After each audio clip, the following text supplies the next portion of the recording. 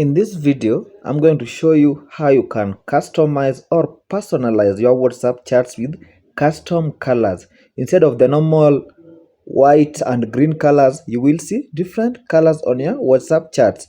Let's get started. As usual in this channel, we don't waste the time of our viewers. Okay, let's locate WhatsApp.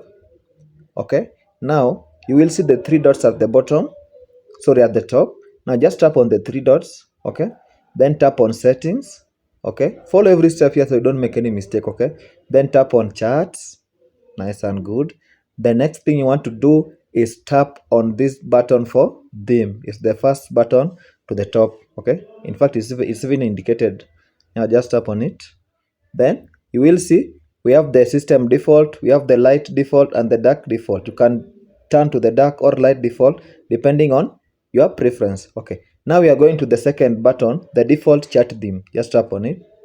Now most WhatsApp users will have the first theme, but you can change your theme to this one. Okay, see how it's very nice. You can just use any theme that you want. Just be free to experiment with anything here. Okay, so that is how you can change the chat color on WhatsApp. Thank you guys for watching.